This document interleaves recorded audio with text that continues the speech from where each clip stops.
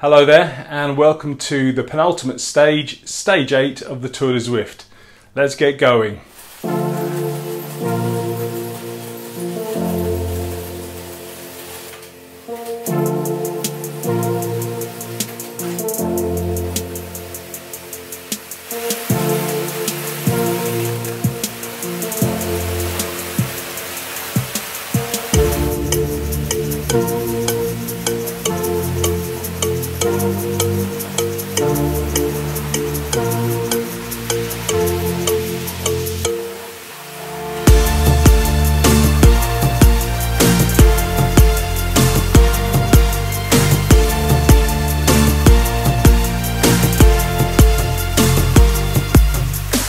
So there we go, that was stage 8 of the Tour de Zwift.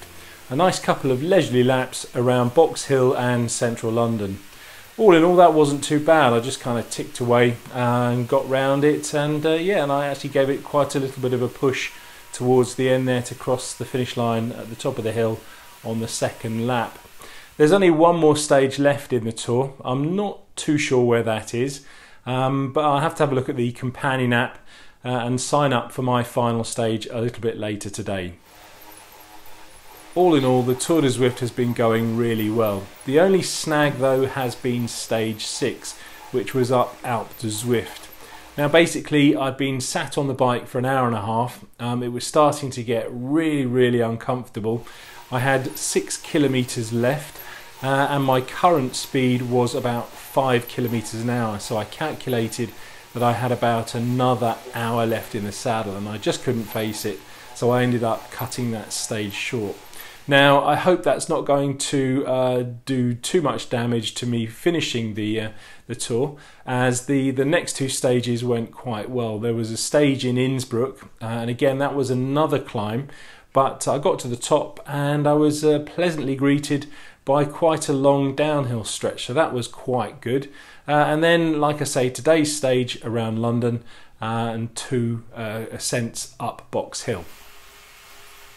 Although the Tour de Zwift has been really good at getting me back on the bike and getting quite a bit of fitness back from Christmas, the only downside is that because I've been dedicating so much time to it, I've not really been going out on the road.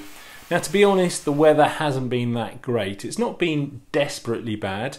It's been about 8-9 degrees and a bit damp. It's probably too damp for me to take my new bike out, but I've got no problems riding in this weather on my Specialized, which is a bit older. But I just didn't have the time to go out and do the road rides and commit to the Tour de Zwift. Now, if you've been watching these vlogs over the last couple of weeks, you'll know that there's been a bike fit saga going on. Basically, when I take my new Cannondale out on the road, something just doesn't feel right.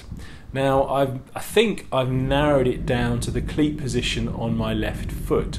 And it's also started to manifest itself on the bike that I use for Zwift as well, which is why I was having so much problems with the position on the Alpe de Zwift stage. So like I say, I think I've narrowed it down to my left foot cleat position, and I think I've found a solution. Basically, I've put the cleat as far forward and as far over to the right as I possibly can, and that seems to have helped quite a bit. I do still need to tinker a little bit with seat height position and fore and aft position, but I think I'm much closer to a better bike fit than I was the last time I rode the Cannondale on the road. As I said a couple of weeks ago, registration has opened for one of my favourite rides of the year, the Isle of Wight Randonnee. Now, as I do this vlog, there's 15 weeks before the big day, which is plenty of time to train. I think I'm already in a pretty good position. If I was to put my fitness on a rating scale between 1 and 10, I think I'm probably up to a 4, where probably about 2 weeks ago I was a 3. Now obviously I do need to get up quite a bit higher. The Isle of Wight Randonnee is not an easy ride by any stretch of the imagination. It's 110 kilometres around the Isle of Wight, and it is quite hilly, so it does require a lot of training. You can't just get on your bike and hope to get round. So with that in mind, I will be getting out on the road a lot more in February, and one of my intermediate goals for the middle of March will be to do my first 100 kilometre ride of the year, and then I hope to do a few more after that in preparation for the Isle of Wight Randonnee. So seeing as we are at the end of January, I thought I would just do a quick tot up of how many kilometres I've ridden since the beginning of the year, and it's 233 miles or 375 kilometres. So I'm really pleased with that. Most of those have been on the road. I've probably ridden maybe 150 on the turbo trainer doing Zwift, but nevertheless all miles are good miles, and I can certainly feel a lot fitter now than I did back at the beginning of January. So if you found this film useful, please like and share, and if you'd like to get the most out of your cycling, please consider subscribing for my regular weekly uploads. Thanks for watching.